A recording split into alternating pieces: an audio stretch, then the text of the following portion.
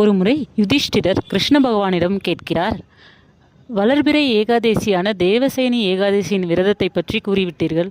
இப்பொழுது தேய்பிரையில் வரும் ஏகாதசியை பற்றி கூறுங்கள் பகவானே என்று.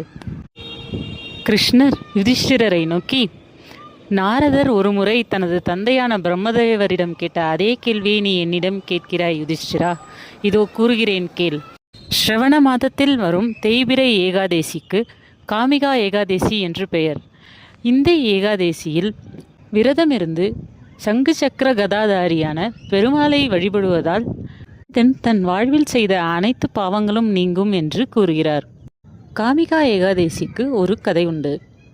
ஒருமுறை ஒரு கிராமத்தில் நடந்த சண்டையில் ஒருவன் தெரியாமல் ஒரு பிராமணனை தாக்கிவிட்டான். அவன் ஒரு முனிவரிடம் சென்று இந்த பாவத்திலிருந்து விடுபட என்ன வழி என்று கேட்கிறான். அப்பொழுது அவர் கூறியதாவது, ஸ்ரவண மாதத்தில் வரும் கிருஷ்ணபக்ஷ ஏகாதசி அன்று விரதமிருந்து விஷ்ணு பகவானை வழிபட்டால் எப்பேற்பட்ட பாவமும் நீங்கும் என்று கூறுகிறார்.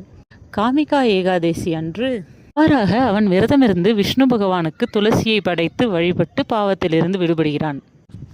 காமிகா ஏகாதசி அன்று வீட்டில் துளசி செடி இல்லாதவர்கள் புதியதாக துளசி நடுவது மிகவும் சிறப்பு. இத்தகைய சிறப்பு வாய்ந்த காமிகா ஏகாதசி அன்று விரதமிருந்து பகவானுக்கு துளசி சாற்றி நாமும் வழிபடுவோம். தேவசேனை ஏகாதசியின் கதை நமது சேனலில் உள்ளது. பின் கமெண்டில் தருகிறேன். தெரியாதவர்கள் கண்டு அறிந்து கொள்ளுங்கள்.